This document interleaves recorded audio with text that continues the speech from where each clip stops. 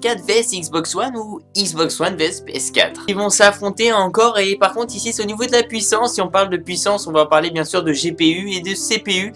Alors ici ça sera plus de GPU. Alors qu'est-ce que c'est que déjà que le GPU? Je pense parce qu'il y en a qui doivent pas savoir le GPU. Alors déjà qu'est-ce que ça veut dire? Ça veut dire Graphic Processus Unit. En gros c'est la carte graphique, processeur de la carte graphique. Ça c'est le GPU. Ici on va parler du GPU, donc en gros du processeur de la carte graphique. On va dire la carte graphique, voilà, on va parler de la carte graphique. Quelle est la différence de la carte graphique entre la PlayStation 4 et de la Xbox One? Y a-t-il une différence, on va dire, plutôt élevée ou plutôt... Est-ce que ça revient, on retrouve ces deux consoles au même niveau, ou est-ce qu'il y a une console qui est largement plus puissante que l'autre? Ça c'est la question d'aujourd'hui.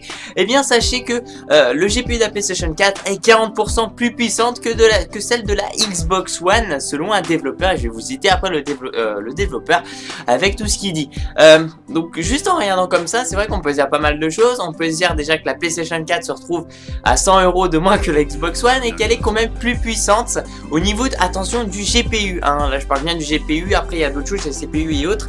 Là c'est vraiment au niveau de la carte graphique, elle est plus puissante apparemment de 40% selon un développeur. Attention, alors ce qu'il faut savoir c'est que comment vous dire, très rarement vont vous dire, par exemple Sony ou Microsoft, leur puissance de carte graphique ou autre. Ils vont peut-être vous le dire